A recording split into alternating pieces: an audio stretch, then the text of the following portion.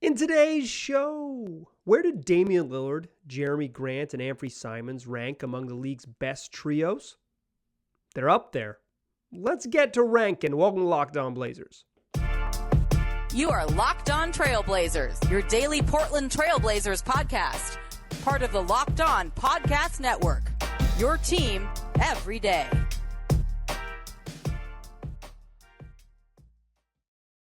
What up, world? It's your past first point guard and Trailblazers reporter, Mike Richmond, listening to another episode of Locked On Blazers, part of the Locked On Podcast Network, available wherever you get podcasts and also on YouTube. Thanks for making the show your first listen every single day. Free on all platforms, 5 days a week, coming at you every single weekday. Make it a part of your daily routine and make it your first listen. Locked On Blazers, your team every day. Today's show's a fun one.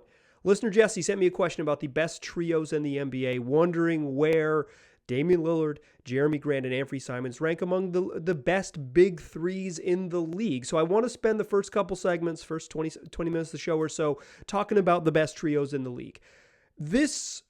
I want to start with some caveats here too, because I'm a little nervous about it. That's what we're going to do. We're going to close the show with some news and notes ahead of the Blazers game against the Brooklyn Nets on Thursday evening. I am wary to do rankings because I don't think, particularly with players, like this player is better than this player is like I don't find it a particularly useful way to talk about the NBA.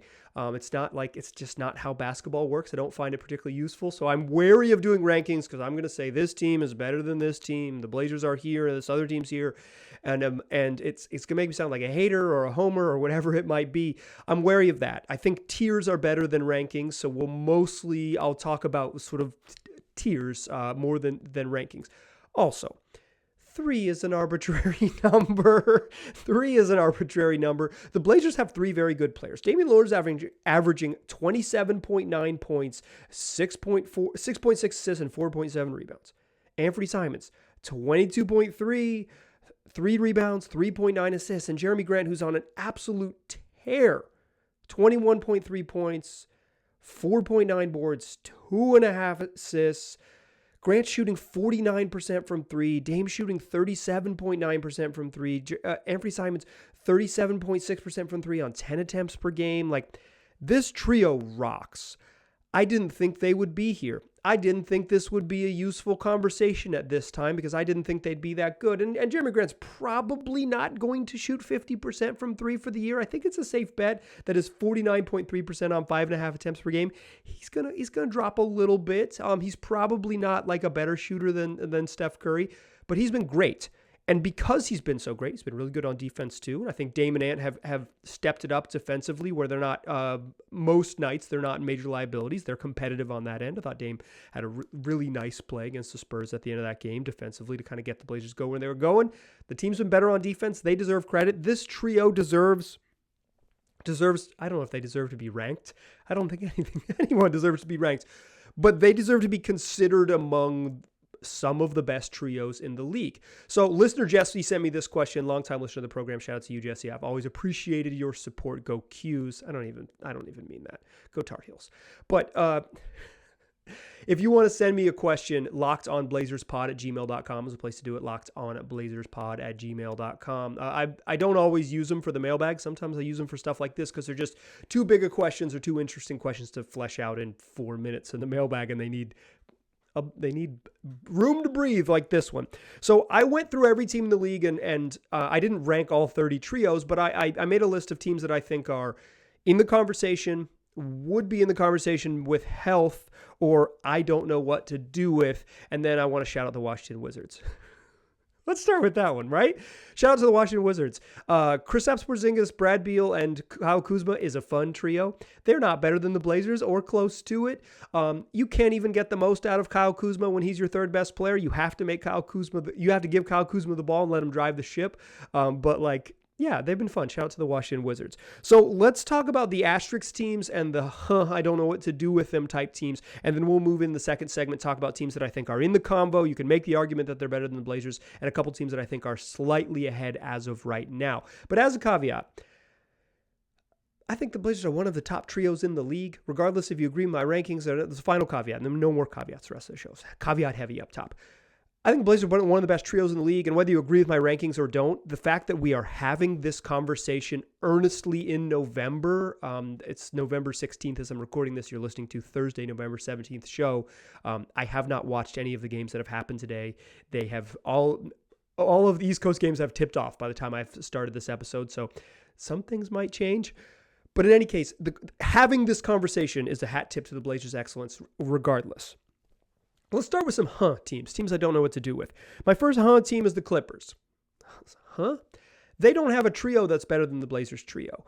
But if Kawhi Leonard plays basketball with some consistency in the future, and Paul George continues to be as good as Paul George can be, though that duo and add in literally any one of the other random Clippers wings and guards that they have that make up the rest of the roster, that trio is probably better than the Blazers trio because of how good the top two are, even if the third guy isn't there. But that's not really what this exercise is. So the Clippers get a Also, Kawhi Leonard hasn't played, so they're not in the conversation. You have to play to be involved. The other is Atlanta for the same thing. DeJounte Murray and Trae Young are an awesome duo. I like DeAndre Hunter. I like John Collins. I like Clint Capella too. But I don't think they have a third player who is currently playing at a level that belongs in this conversation. DeAndre Hunter might get there. He's capable of it, and his contributions on the defensive end can kind of push them to a spot. But he's not an offensive player like Simons is, or close to it.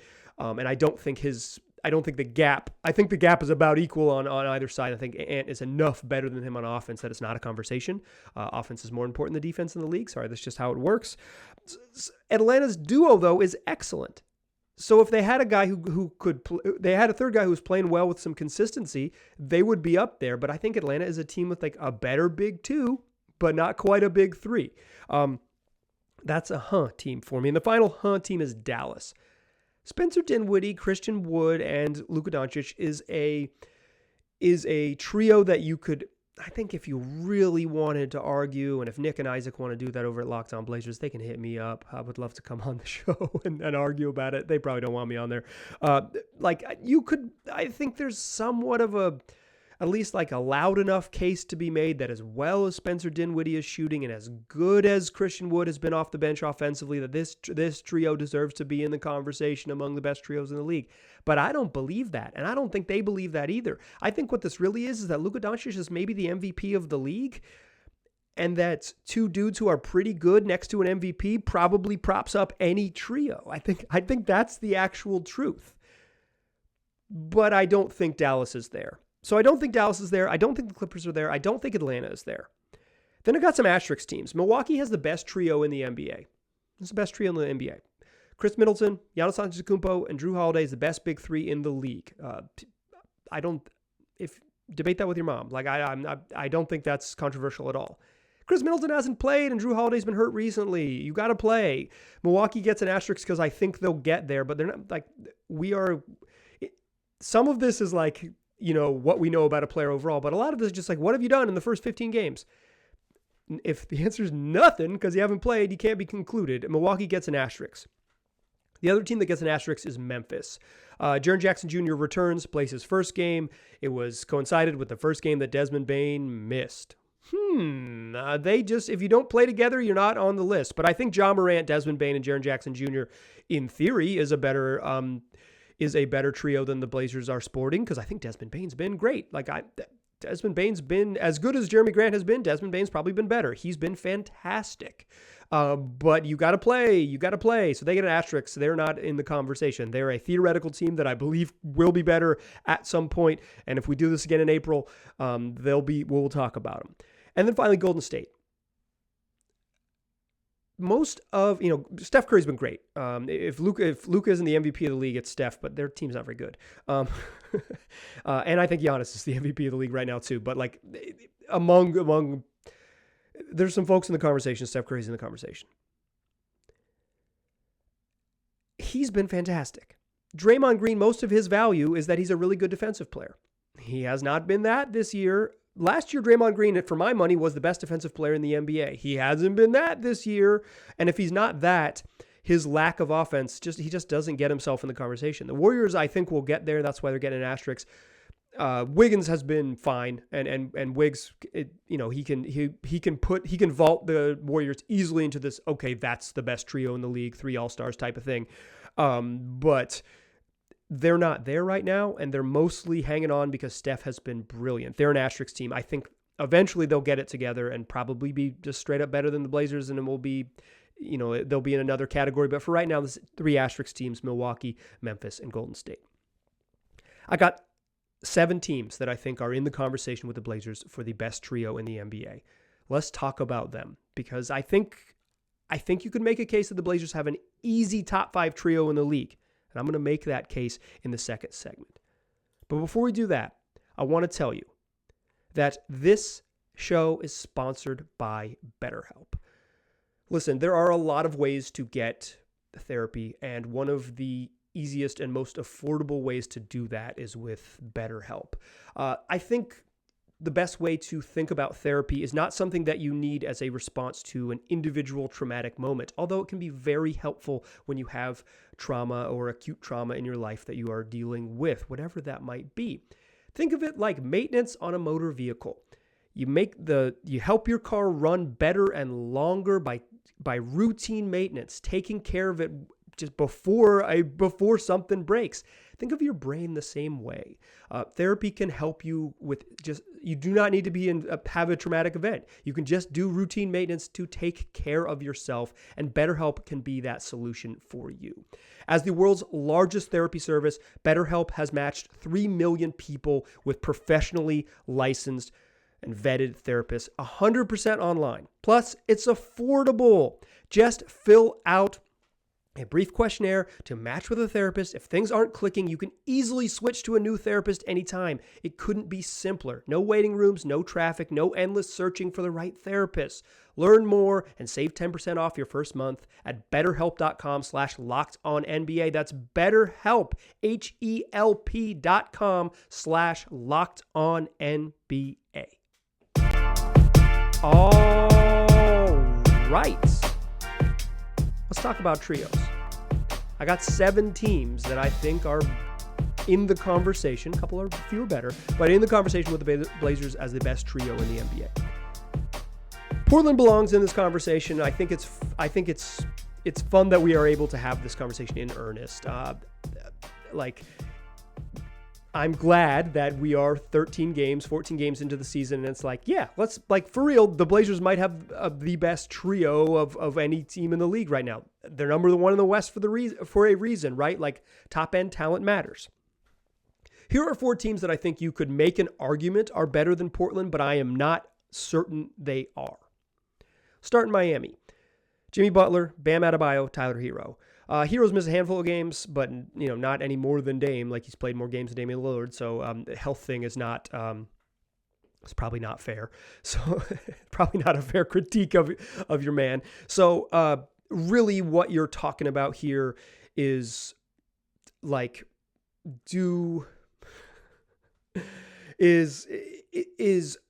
is Jimmy Butler enough better on defense to separate him from what Dame does on offense?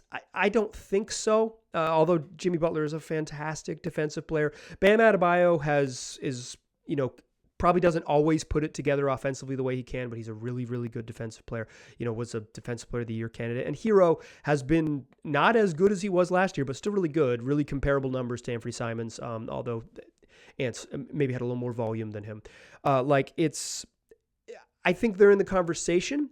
But I will right now, because of the consistency of Hero and because of the consistency of Bam Adebayo's offense, I think I'll lean Blazers. Easily we could get into this debate with Miami. With Miami. And I think they're a team. They're probably in this group. There's 2 other teams in this sort of category that I think are maybe I'm too high on the Blazers right now. Maybe this is a little too much Portland Kool-Aid. Let's talk about the team that I don't think is there yet, but deserves to be in the conversation, is Cleveland. Darius Garland, Donovan Mitchell, Jared Allen, 3 All-Stars a season ago. They could be back there again. They went on the West Coast trip and they struggled a little bit, but in Cleveland, they've been great. Donovan Mitchell is a bucket with whatever jersey he's been wearing. He's been playing more competitive defense. Darius Garland missed a bunch of games early, but he's been back. And Jared Allen just solid as heck. Just a solid as heck player. Pretty good passer. Darn good defensive player. If he had a little more offense, I think you'd be talking more clearly about this trio. Cleveland deserves to be in the conversation. I think Portland is a little better than them, but Cleveland absolutely deserves to be in this conversation. Two other teams that I don't think have been better than the Blazers trio so far this year, but I think they probably will be in the end. New Orleans, CJ McCollum, Brandon Ingram, Zion Williamson. Health stuff and CJ McCollum's early season shooting slump keeps them below Portland's trio to begin the year, but and Zion hasn't quite touched what he was the last time he played, when he was averaging like 25 a game, like Freaky Deaky Shaq. He just hasn't been Freaky Deaky Shaq yet. He's been good, like he's still good, but he's not quite there. McCollum finally broke out of a shooting slump and looked excellent last night, and Brandon Ingram is just a really good basketball player. I think New Orleans eventually, once they get going here, what's another 15 games, 30 games into the season, then yeah, we'll be like, yeah, sure, this trio is better than the Blazers trio, but I don't think they've been that right now for health reasons and for shooting slump reasons, but they are in the convo. And then Phoenix, I kind of take your pick who the third guy is, or bump Chris Paul out of the conversation, but Devin Booker's been excellent this year. Mikal Bridges has taken steps forward, and Chris Paul's been great. Throw DeAndre Ayton in there. This is why the three is sort of an arbitrary cutoff. If you're talking about best four, certainly Phoenix's four are better than Portland's first four, but it's not. It's three. So you got to pick the trio there. And Chris Paul has taken a step back this year in terms of like hands-on offense stuff. Like he's letting Devin Booker do more stuff. Also, he's missed a couple games in a row now. So I think Phoenix, by the end of the year, it'll be like, yeah, Chris Paul's been really good. Mikal Bridges has taken the step forward because he's been more aggressive looking for his own offense, and Devin Booker has just been great this year. I think Phoenix will probably say like, yeah, Phoenix belongs ahead of the Blazers. But right now, I would lean Portland on this one. I'm leaning Portland over Phoenix. I'm leaning Portland over New Orleans. I'm leaning Portland over Miami, and I think Portland is clear of Cleveland. That leaves three teams, and for my money, that are better than the Blazers, trio-wise. One is Boston. Marcus Smart, Jaylen Brown, Jason Tatum, they're just better. This team made the finals last year. Those are three really good players. Marcus Smart's a really good defensive player. Probably wouldn't have been my pick for defensive player of the year last year, but he's great. He's the engine of that team. He's just really, really solid. Jaylen Brown's good all-star level player. Jason Tatum is an MVP level player. That trio is better than the Blazers. That one I have less debate about. Here's one that might be controversial for you. A trio that I have ranked ahead of the Blazers, and ranked, did I not want to say ranked there? I did. A trio that I lean better than the Blazers. I have a tier higher than the Blazers. Already worried about the blowback. Is the Toronto Raptors. Pascal Siakam has been hurt, but he was so good on both ends to begin the year. So good. The best he's ever played. And he's like made all-star teams. The best he's ever played. He was so good. OG Anunoby's taken a step forward. He's going to be on an all-defensive team, and he's taken a step forward offensively. He is really, really good. There's a reason the Blazers wanted to trade for him, because he rocks. And Fred VanVleet, health stuff with Pascal and Fred has I think you could make an argument that availability is what's keeping the Raptors out of there. But their problem is not top-end talent with the Raptors. It's lack of depth and lack of dudes who can get to the rim. Fred doesn't get all the way to the rim, but he can create his own offense. And Pascal Siakam is the engine of this team. And all three of them are plus defenders. Really, really excellent players. Toronto's trio is better than the Blazers trio for my money. And the last trio, and I think this Philly is the last trio, and I think they belong in the conversation with Boston. I think Tyrese Maxey, James Harden, and Joel Embiid are just straight up better than the Blazers trio. I got this from Blazers radio last night. Shout out to Travis Demers and Mike Lynch. But Philly and Portland are the only two teams in the league with 3 20-point-per-game scores. Harden, Maxey, and Embiid in Philly, and Dame, Ant, and JG in Portland. But Joel Embiid has been an MVP level player. I think I've now called like 5 dudes MVP level. It's early in the season. We don't have to sort out the MVP ballot. But yeah, let's just do it real quick. Steph, Joel, Luka, Giannis. I think that's it. Jason Tatum maybe 5. I'm sure I'm leaving someone out and being rude now, but I think those are my guys right now. But like Joel Embiid's been incredible. His defensive impact is phenomenal, and he's been, I watched that 59 point near quadruple double the other night. He had 24 and 5 blocks in the fourth quarter. Dude's a monster. Tyrese Maxey's taken a step this year. He's better. James Harden is worse than he's ever been, and he's still a great basketball player. He's declining a little bit. I don't feel uncomfortable saying that. And he's still an excellent basketball player. I think that trio is better. So for me, there are 3 teams that are better than the Blazers for sure right now through the first 15 games in terms of trios: Boston, Philly, and Toronto. I think there are 4 teams in the conversation: Miami, Cleveland, New Orleans, and Phoenix, with Cleveland a step down from that Miami, New Orleans, Phoenix trio. That means at the worst, the Blazers are the 8th best trio in the league. And at best, they're 4th. A top 5 trio in the NBA. That's something worth celebrating. This team has been excellent and so much fun. Part of the Blazers' success this year is because they're better than just their big 3, but their big 3 has been really, really good. And this is even with Anfernee Simons struggling to shoot early in the year. He's finding his range, particularly from deep.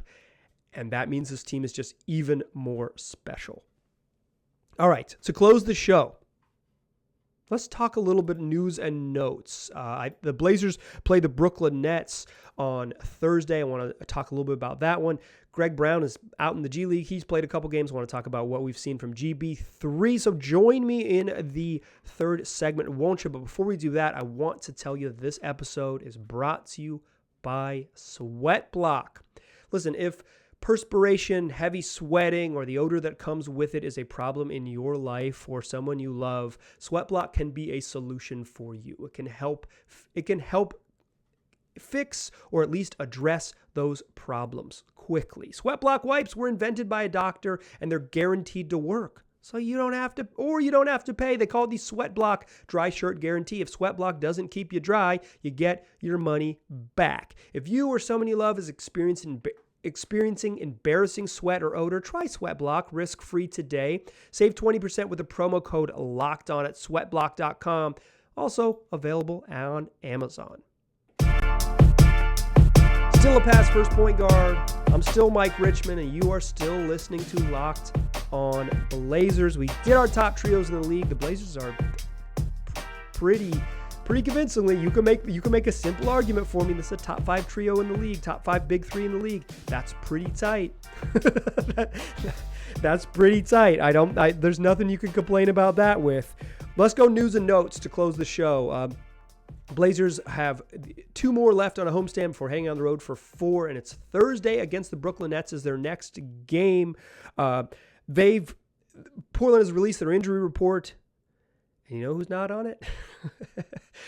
Any of those big 3, but a couple guys are. Keon Johnson, Jusuf, Nurkic, and Justise Winslow are all listed as questionable. Gary Payton's still listed as out. I think it's pretty clear that Gary Payton is still weeks away from playing. Chauncey Billups told reporters this week that not only does Gary Payton have to get back and get healthy, but that there's just a mental block to kind of like taking the governor off, to saying like, okay, I'm going to floor it and playing, full speed as hard as you can and getting going and playing every night of the week or every other night of the week for 4 months.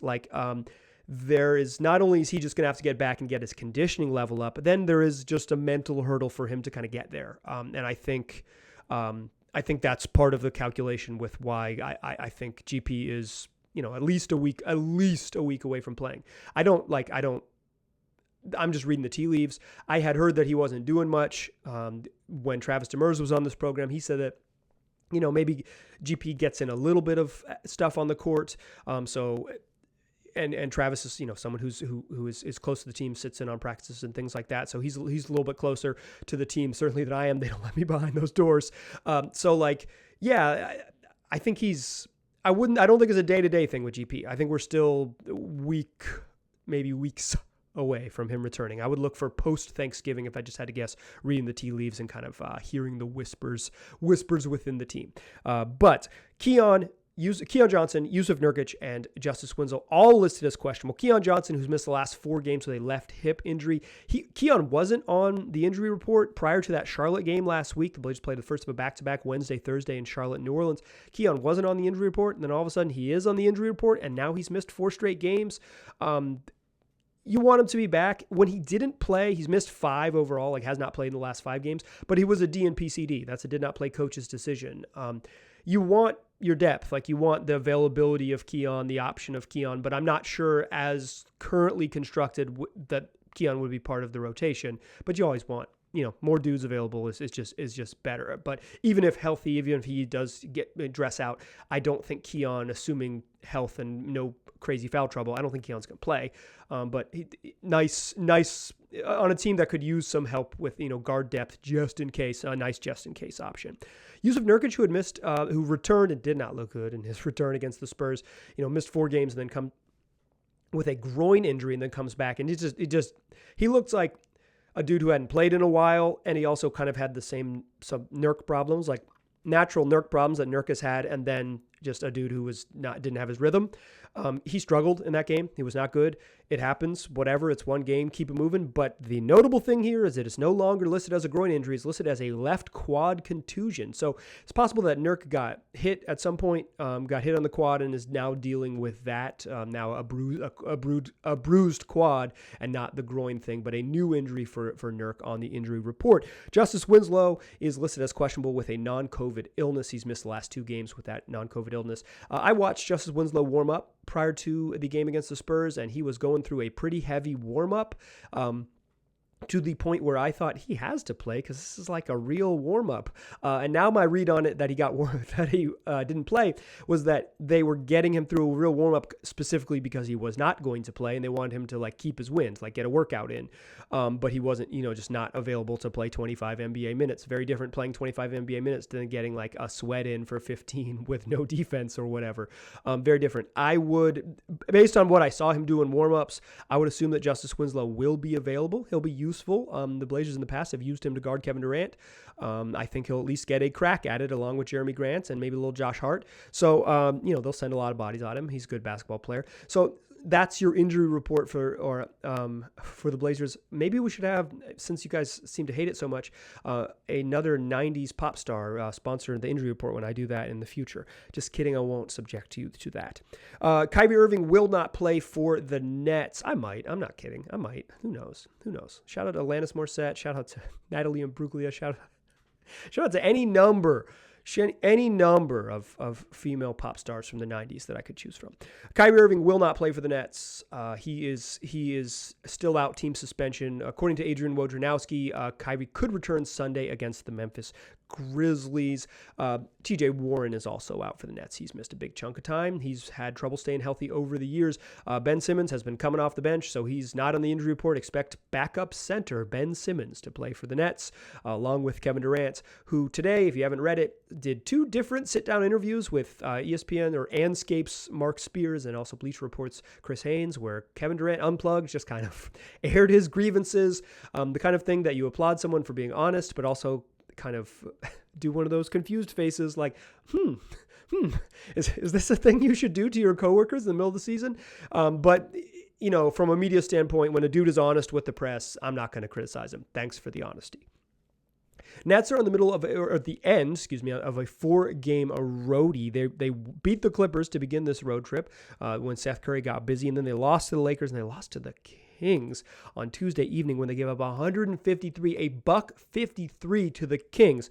It's 153-121 beat down. A 32-point loss in which you give up 153, and it could have been worse. Nets can't stop anybody. Blazers just go get buckets and win this basketball game. That's as simple as it gets.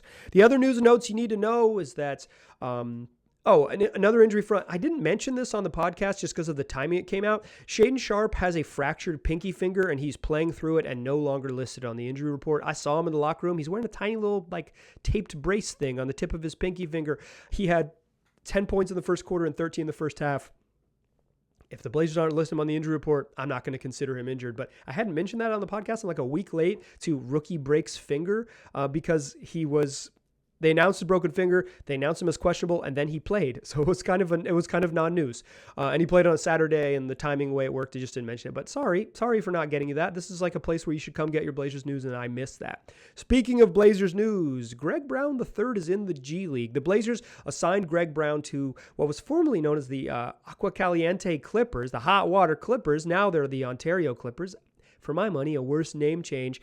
The way G League assignments work for a team like the Blazers, one of two teams in the league that currently does not have a G League affiliate, is that you do it what's called via flex assignment. So the Blazers contact the G League office and they say, hi, we would like to send forward Greg Brown down to the G League. Who is available to take him? And then teams come back and say, hey, we've got minutes for him. We would love to take him, or we're available for him. And the Blazers get to choose, depending on the number of teams that respond, and say, where can they go get him minutes? Because you don't want to send Greg Brown down there and play him like 0 minutes. Like the whole reason to send him down is to get him playing time, because Greg Brown is out of the rotation. He's clearly behind Jabari Walker in the rotation. It's just not as good as him or close to it. They're getting him down there to play because he just needs minutes. He needs run. So they're getting him down there to play. He's down there with the Clippers G League affiliate in Southern California. He's coming off the bench. He's played 2 games with the Clippers. He played 16 minutes off the bench in his G League debut this season, went 1 of 2 and missed a 3-pointer, and 2 of 3 at the stripe, finished with 6 points, 3 boards, no assist, a steal, and a block, and committed 4 turnovers in those 16 minutes. Second game, plays another 17 minutes off the bench, or 17 minutes off of the bench this time, finishes 4 of 7 from the floor, 0 of 3 from 3, so 4 of 4 inside the stripe. Greg's got to get some threes up. You don't care if he misses them. You just want him to shoot them. I mean, eventually you want him to make them, but like G League is about getting opportunities. I think 7 attempts in 17 minutes is a much better sign for Greg Brown. Like, I'm not going to pretend like I watch these G League games, but just, box score scouting, let's get him some attempts. Like, the whole reason down there is to get him attempts. 4 of 7 from the floor, 0 of 3 from 3, 2 of 3 from the free throw line. Finished with 11 points, 2 boards, and 2 assists. Also committed 4 turnovers in this one. That is 2 assists and 8 turnovers in 33 G League minutes. Greg Brown's just got to get it under control. He has the physical tools to be a pretty intriguing player. He's not much of a shooter right now, but shooting is a skill you can improve at in the summertime. I think there's still hope that he can get better there. But his handle is no good, and he's not much of a passer. Greg Brown's if he could tighten up his decision making and just do the things that he's good at, attack the rim off cuts, grab rebounds, be an energy guy, be a hustle guy, use that athleticism, he can carve out a niche in the league. He's got to figure out a way to hone that in the G League. And this is a place where you want Greg Brown to go down there and play. I wish he was playing 30 minutes a night and getting the ball in his hands a bunch and kind of experimenting and expanding his game. But if he's going to be this sort of role player type guy on a G League team, and the Clippers are utilizing their G League team for their own prospects, get him down there and let him play. And if he is going to be in a role player role, do the things you can do on at the NBA level is attack in space, quick one move cuts, one move drives, take spot up jumpers when you get them. You just want Greg Brown to play more high level basketball, and the G League is a great place for him to do that. All right, that's today's show. Thanks for listening. Come back. Blazers play the Brooklyn Nets on Thursday evening. That means Friday's show we will recap that one. I appreciate you listening. I'll talk to you soon.